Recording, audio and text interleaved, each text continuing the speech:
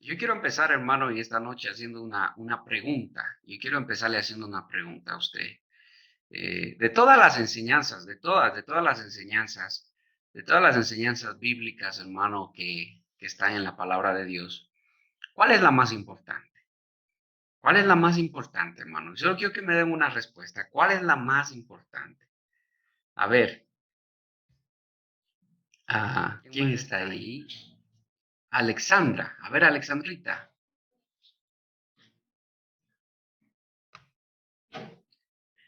Activen el micrófono y participen. ¿Cuál es la enseñanza más importante? ¿Cuál es la más importante de la Biblia? De la Está enseñanza bien. más importante que nosotros tenemos la misericordia, acceso a la misericordia de Dios, ¿no?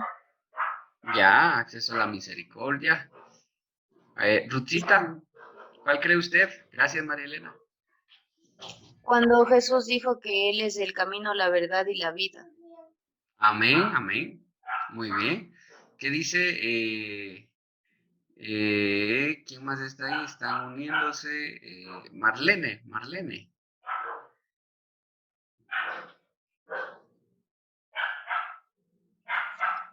Acerca de la salvación, de que el Padre nos amó y por eso envió a su Hijo único. Amén, amén, amén. Diga conmigo, hermano, repitan conmigo ahí, aunque esté desactivado el micrófono, repitan conmigo. La enseñanza más importante es la que nos prepara para entrar al reino de los cielos. Esa es la enseñanza más importante. ¿Por qué? ¿Por qué, hermano? Porque a la final las enseñanzas acerca de los problemas que nosotros tenemos en esta tierra, hermano, en algún momento van a terminar. En algún momento terminarán. Todos los sufrimientos, todas las cosas que nosotros vivimos en esta tierra, en algún momento terminarán. Cuando ya partamos de esta tierra, cuando ya nos vayamos con el Señor, hermano, ya terminarán todas esas enseñanzas. ¿Por qué? Porque ya no estaremos más en esta tierra. La enseñanza más importante es la que nos enseña a nosotros a entrar al reino de los cielos, la que nos prepara para entrar al reino de los cielos. Por eso es que no podemos, hermanos, nosotros pasar mucho tiempo entretenidos en las cosas terrenales, en las cosas terrenas, o no debemos permitir que las cosas terrenales, hermano, nos saquen a nosotros de las cosas celestiales. Es por eso que debemos entender, hermano, lo celestial antes que lo terrenal. Porque ya para lo terrenal, hermano, ya fíjese usted cuántos días le dedica a lo terrenal, hermano. Lunes, martes, miércoles, jueves, viernes, sábado, hermano, y domingo, mediodía. El miércoles 2 horas a lo celestial. Pero fíjese, ya para lo terrenal, hermano, ya se dedica bastante tiempo a lo terrenal. Y las enseñanzas son muy valiosas, hermano, acerca de las cosas que nosotros vivimos en esta tierra, acerca de las cosas que nosotros pasamos en esta tierra. Pero hay enseñanzas que no debemos dejar pasar por alto y son las enseñanzas que nosotros nos meten al reino de los cielos, las enseñanzas que a nosotros nos hacen partícipes del reino de los cielos. Esas son enseñanzas vitales, porque ¿de qué me sirve a mí, hermano, que solo leer la Biblia, hermano, para vivir en esta tierra, si a la final, hermano, me quedo? Si a la final no voy al reino de los cielos. Imagínense cuánta gente que Jesús sanó y a la final se perdieron, hermano, se fueron al infierno. ¿Cuánta gente que el Señor dio de comer y a la final se fueron al infierno? ¿Cuánta gente que el Señor salvó, hermano, y a la final se fueron al infierno? O sea, que por ejemplo, la mujer que salvó de ser apedreada, por ejemplo, aunque, bueno, esa mujer no se fue al infierno, vemos que aparentemente ella creyó verdaderamente en la palabra, pero son las enseñanzas, hermano, que nosotros necesitamos y deberían ser para nosotros las más importantes, hermano, ¿sí? Entonces, hemos venido hablando acerca de lo que Jesús dijo, ¿verdad? Entrad por la puerta angosta, porque ancha es la puerta que lleva a la perdición, ancho el camino que lleva a la perdición. Y muchos son las que van por ahí, muchos entran por ahí, pero por la puerta angosta dice, pocos son los que la hallan. Fíjese, es como que estuviera escondida esa puerta. Fíjese, es como que estuviera escondida la puerta angosta. ¿Por qué está escondida, hermano? Porque el mundo no cree en Cristo, el mundo no cree en Cristo. Cristo es la puerta angosta. ¿Por qué está escondida? Porque no todos quieren creer en Cristo, no todos aceptan a Cristo, no todos abrazan a Cristo. Por eso es que es la puerta angosta y está escondida. Está escondida para el mundo, hermano, pero a nosotros se nos ha revelado la puerta angosta. La puerta angosta, entonces, es Cristo, hermano, y como hemos venido diciendo en todos estos cultos, hermano, hay que ser imitadores de Cristo, hay que caminar en la dirección que Cristo nos llamó a caminar.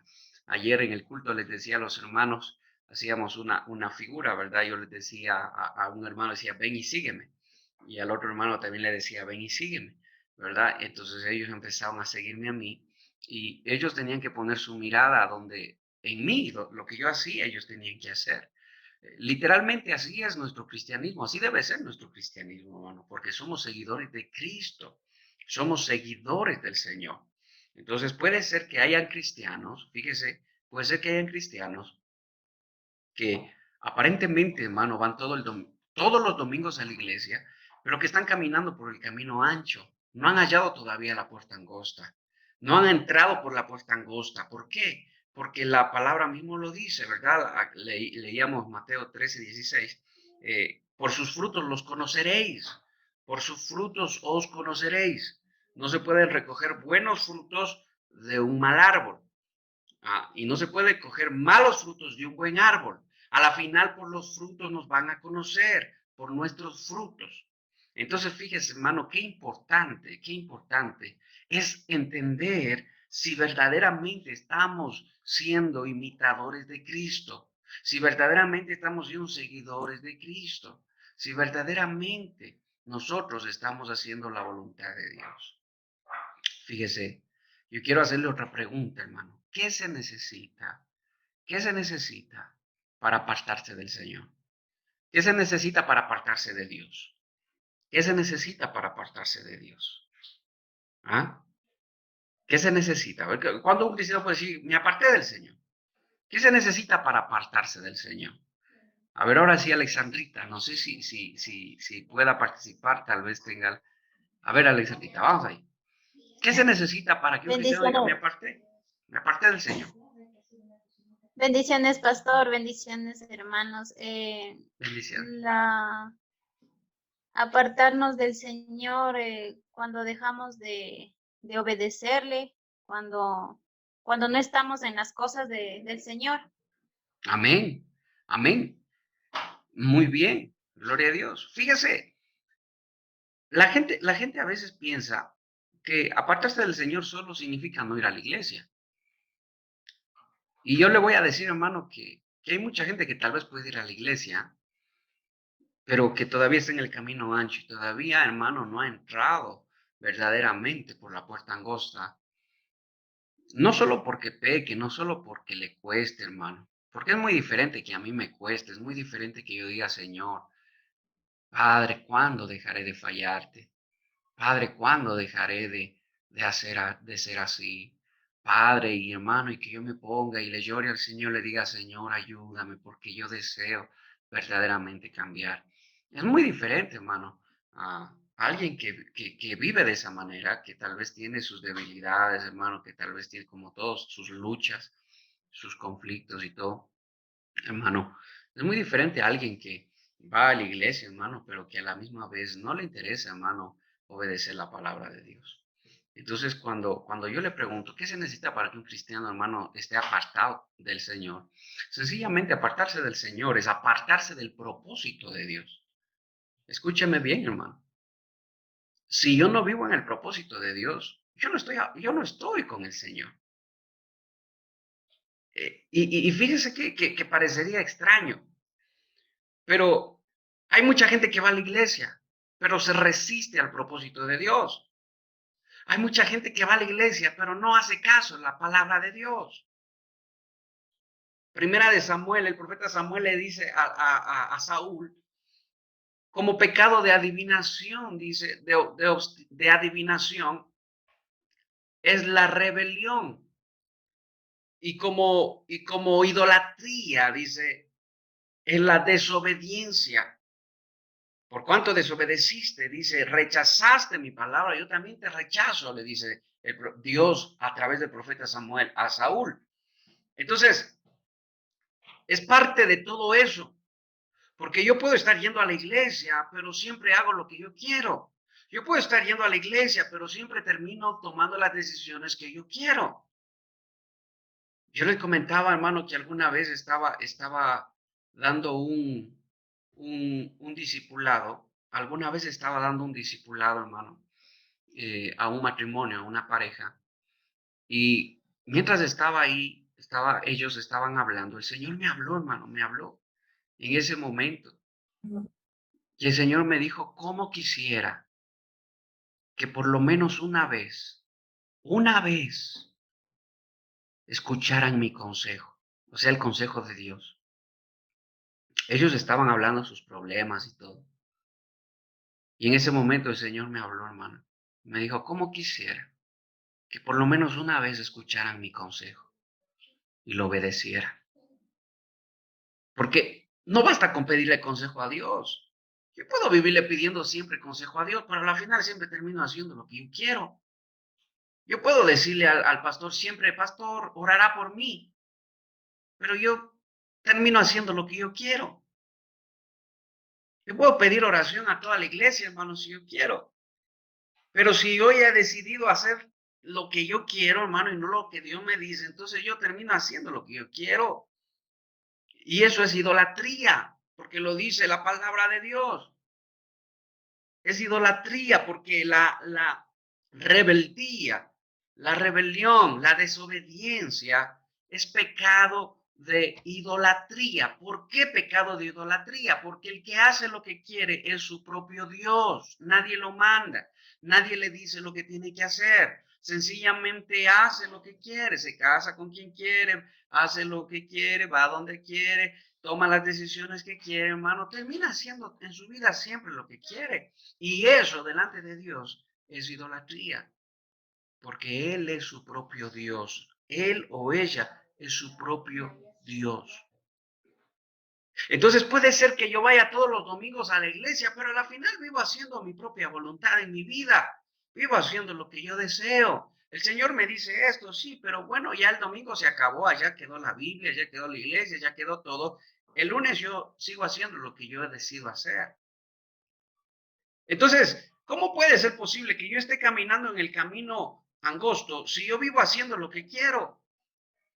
La verdad es que no estaría en el camino angosto, yo estaría en el camino ancho. Pero estoy yendo todos los domingos a la iglesia, sí, pero eso nada tiene, hermano. Porque yo debo ir a la iglesia con la intención de buscar la dirección de Dios.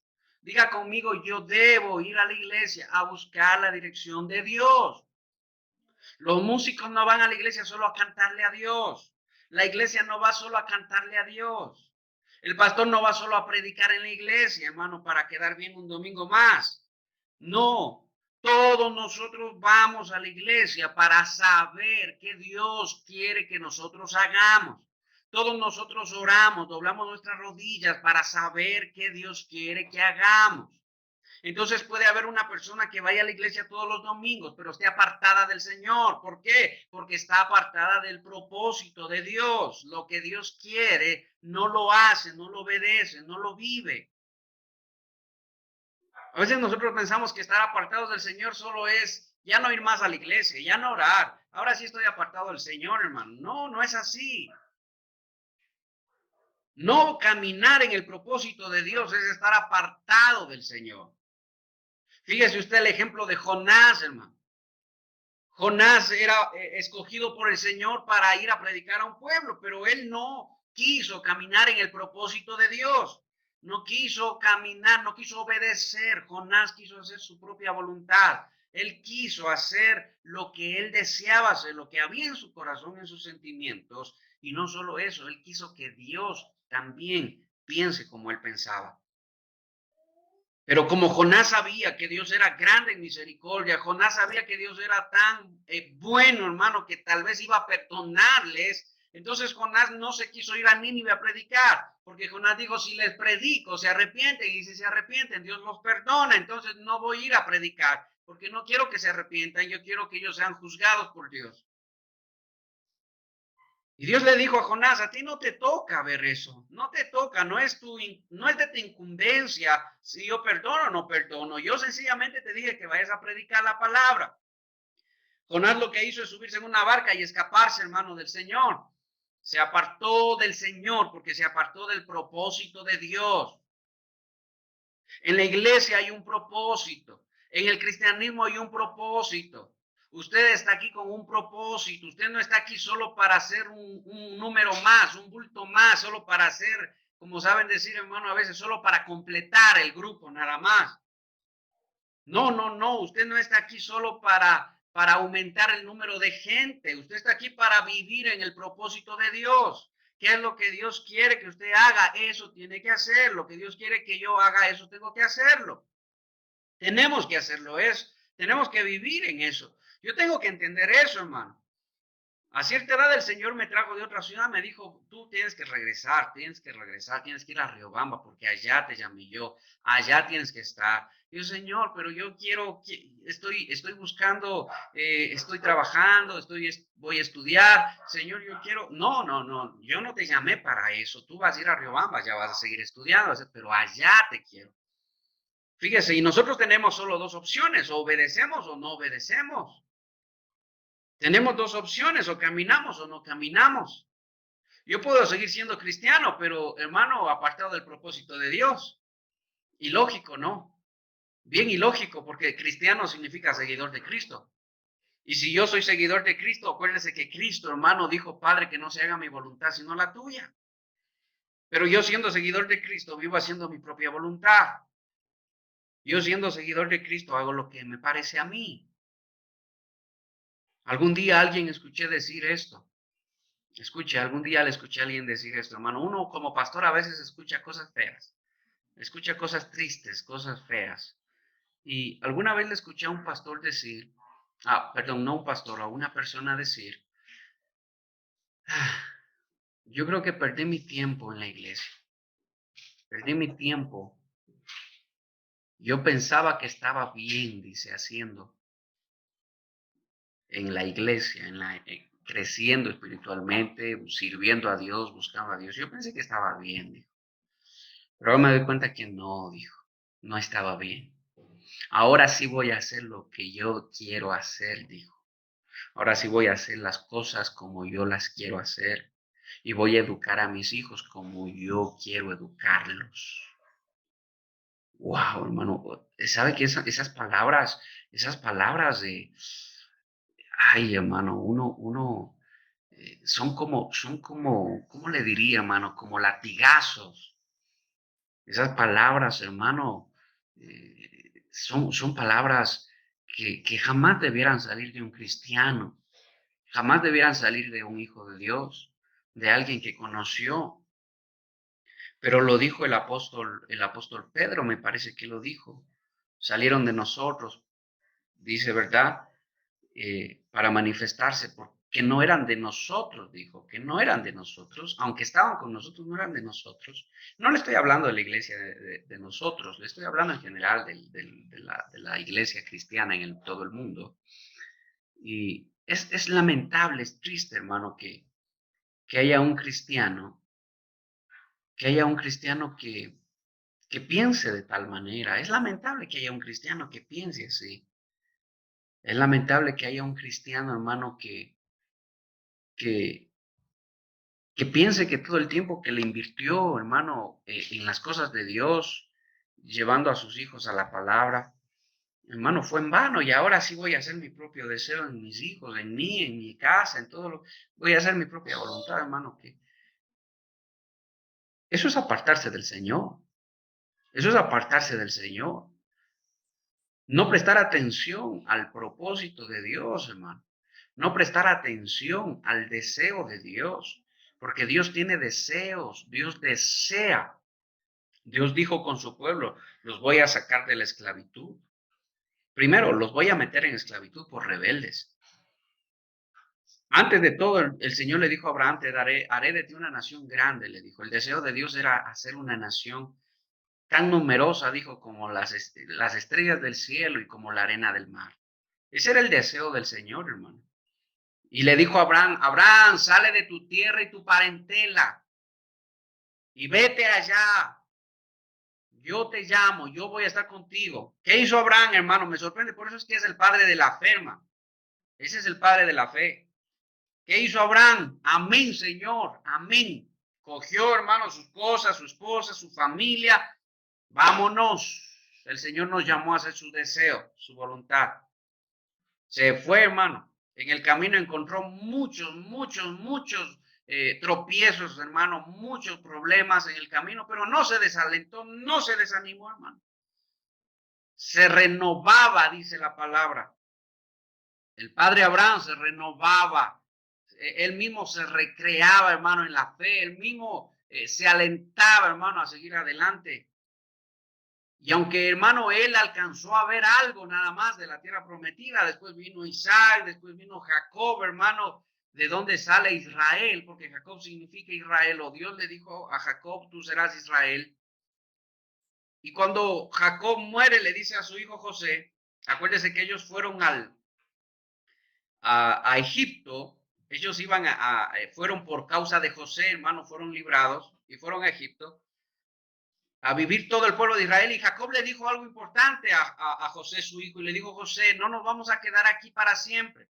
Tenemos que llegar a la tierra prometida, tenemos que llegar a donde el Señor le prometió a mi abuelo Abraham, al padre Isaac, ¿verdad? Tenemos que llegar allá. Entonces, no nos vamos a quedar aquí para siempre, pero ese era el deseo del Señor, hermano. Y hay quienes caminaron en ese deseo, lamentablemente, hermano, Dios sigue teniendo ese deseo para con cada uno de nosotros, hermano, la misma figura del pueblo de Dios, pero lamentablemente todavía nosotros queremos vivir nuestro propio deseo, nuestros propios anhelos. Entonces, igualito, hermano, que Jonás, igualito que aquellos que desobedecieron la palabra del Señor, hermano, para hacer su propia voluntad. ¿De qué manera nosotros podemos agradar al Señor haciendo lo que nosotros deseamos hacer? ¿De qué manera, hermano? Fíjese lo que dice Jonás 1:1 al 4. Ayúdanos leyendo, por favor, Ruthcita, ayúdanos leyendo.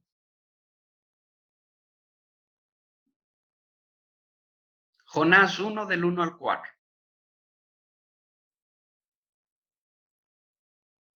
¿Aló? Jonás ¿Alguien? 1, Lea nomás. Jonás 1, ¿cuánto, perdón? 1:1. Del 1 al 4. Ya, amén. Dice, la palabra del Señor vino a Jonás, hijo de Amitai. Anda, ve a la gran ciudad de Nínive y proclama contra ella que su maldad ha llegado hasta mi presencia. Jonás se fue, pero en dirección a Tarsis, para huir del Señor. Bajó al Jope, donde encontró un barco que zarpaba rumbo a Tarsis. Pagó su pasaje y se embarcó con los que iban a esa ciudad, huyendo así del Señor. Pero el Señor lanzó sobre el mar un fuerte viento y se desencadenó una tormenta tan violenta que el barco amenazaba con hacerse pedazos. ¿Sigo? Amén. Hasta ahí nomás. Fíjese, ¿qué es lo que causa, hermano? Lo que provoca que nuestro corazón sea así. ¿Qué causa? ¿Qué hace, hermano? ¿Qué efectos trae? Para que me entienda mejor, ¿qué efectos trae cuando nosotros vivimos así, de esa manera? ¿Por qué? Hermano, hay que entender lo que había en el corazón de Jonás. Jonás no quiso hacer el propósito de Dios, hermano, porque Jonás tenía resentimiento en su corazón. Hay cristianos, hermano, que no han entendido esto, pero el resentimiento está en el camino ancho, no en el camino angosto. En el camino angosto está perdonar. Es difícil, es muy difícil. Nadie dice que es fácil y para nadie es fácil, y que Dios tenga misericordia de todos nosotros, hermano, pero el resentimiento está en el camino ancho. El no querer perdonar, el resistirse a perdonar, el resistirse al trato de Dios. ¿Por qué Jonás se fue en dirección contraria? Porque, hermano, en su corazón había resentimiento de hace mucho tiempo atrás, de cuando todavía, hermano, el pueblo de Israel estaba formándose, el pueblo del Señor, hermano, contra los ninivitas. Entonces, había resentimiento, había falta de perdón, había ira, había enojo, hermano, había el juzgarse. Entonces Jonás no quiso y se fue en dirección contraria, pero yo quiero que usted entienda, hermano, Jonás fue llamado por el Señor, pero vivió de esa manera, vivió haciendo eso, con esos sentimientos en su corazón. De la misma manera, hermano, nosotros como cristianos, hermano, pensamos que por ir a la iglesia el domingo ya todo está bien, todo está bonito, y estoy le canto al Señor, pero apenas empieza a pasar algún problema, nos resentimos, hermano, ya no queremos saber nada del Señor. No queremos saber nada de la iglesia. No queremos saber, hermano, o podemos estar yendo a la iglesia, pero a la misma vez nos resistimos a perdonar, nos resistimos, hermano, a predicar a aquellos que no nos caen bien, nos resistimos, hermano, a hacer bien a los demás, nos resistimos a dejar lo que nosotros estamos, hermano, abrazando en ese momento. Hermano, lo único que provoca eso es el trato de Dios, porque fíjese que el Señor fue quien levantó esa tempestad en contra de esa barca donde estaba Jonás. Y por causa de Jonás, todos los que estaban en la barca iban a ser, hermano, también atravesados en ese juicio que Dios estaba haciendo, en ese trato, perdón, que Dios estaba haciendo en la vida de Jonás. Todo estaban haciendo. Eso me dice a mi hermano que aún cuando nosotros vivimos con un corazón duro, un corazón endurecido, aún nuestra familia puede sufrir las consecuencias de eso. Claro que sí, aún la familia puede sufrir las consecuencias de eso. No le digo, hermano, el ejemplo de aquel que dice, no, ahora sí voy a hacer con mis hijos lo que yo quiero, mi propia voluntad. Ahí está, la familia va a entrar en el trato de Dios también. ¿Por qué? Por causa de uno que se resiste a entrar al camino angosto, el que se resiste y que, aunque va a la iglesia, pero sigue en el camino ancho. Por sus frutos los conoceréis, dice la palabra. Por los frutos sabréis quién está en el camino ancho, quién está en el camino angosto. Hermano, y es que nuevamente le digo, no se trata solo de fallar, porque a la final todos fallamos, hermano, pero se trata de tener un corazón doblegado a la voluntad de Dios. Que me es duro perdonar, Señor, me es duro perdonar, no puedo perdonar a tal persona, a que hizo esto, que hizo lo de acá, pero Señor, ayúdame, te pido fuerza sobre todas las cosas que quieres que haga, Señor, sobre todas las cosas como quieres que yo camine. Esa debería ser la actitud de alguien que está en el camino angosto. Esa es la actitud de alguien que está caminando en el ejemplo de Cristo, que ha puesto su mirada en Cristo y está caminando en esa dirección. Esos son los frutos que esa persona está dando. Y esos son frutos agradables para el Señor. Al Señor le agrada, hermano, que reconozcamos que somos débiles para poder hacer la voluntad de Él. Ahí es cuando viene, hermano, el Espíritu Santo a morar en nosotros y podemos vivir en el propósito de Dios. Jonás no tenía el Espíritu Santo. Jonás no tenía la ayuda, hermano, del Espíritu Santo. Nosotros tenemos la ayuda del Espíritu Santo. Jonás no tenía la Biblia. Jonás no tenía Biblia, hermano. Nosotros tenemos una Biblia. Jonás tenía los escritos de los profetas, hermano, los que se habían encontrado, los que no se habían perdido. Y así al tiempo se iban perdiendo los escritos y se iban encontrando también. Pero nosotros tenemos todo. Tenemos iglesia, tenemos pastores, tenemos la Biblia, tenemos el Espíritu Santo, que es lo más hermoso, hermano, que podemos tener. A Dios mismo en nosotros, hermano, en misericordia. Porque eso es el Espíritu Santo, es Dios mismo, pero en misericordia para el hombre, para ayudarnos y regenerarnos desde adentro hacia afuera y para cumplir lo que Dios le dijo a Jeremías. Ahora ya no estará mi ley en un papel o en una tabla, ahora estará mi ley en sus corazones, escribiré mi ley en su corazón. Eso es a través del Espíritu de Dios, hermano, que mora en nosotros, a través de Cristo también, que mora en nosotros. Entonces, hermano, ¿cómo puede ser posible que yo viva de tal manera y pretenda estar en el camino angosto? No puede darse. No puede ser. Cuando Cristo venga, hermano, el que vive de tal manera, resistiéndose al propósito de Dios, resistiéndose a la voluntad de Dios, sencillamente, hermano, será hallado en el camino ancho. Sencillamente no será llevado, hermano, a las bodas del Cordero. ¿Por qué? Porque hizo su voluntad, no hizo la voluntad del Señor, no hizo la voluntad del que le llamó. Amén, mis hermanos. Yo quiero dejarle con esa palabra hoy, mis hermanos. Les invito a que cierren sus ojitos una vez más y dígale, Padre, Gracias te doy, Señor, por tu palabra. Gracias por tu misericordia, Señor amado. Gracias por tu amor y tu bondad. Yo te ruego, Padre, que tú mires mi corazón, que tú mires mi condición, Señor. Que tú me ayudes a obedecerte, Padre, porque reconozco que me cuesta obedecerte, reconozco que me cuesta, Señor, hacer tu voluntad, hacer tu propósito, Padre. Reconozco, Señor, que en mis fuerzas no puedo perdonar, en mis fuerzas no puedo dejar, Señor, las ofensas de lado. Pero en ti sí, Señor, cuando tu espíritu mora en mí. Por eso te pido, Señor, lléname de tu espíritu. Dígale, Padre, séllame con tu Santo Espíritu y ayúdame, Señor, a no hacer mi voluntad, sino tu voluntad. Ayúdame a vivir en tu propósito. En el nombre de Jesús te lo pido y te doy gracias, Señor. Amén y amén. Amén, mis hermanos. Que Dios me los bendiga. Nos vemos el domingo a las 9 de la mañana.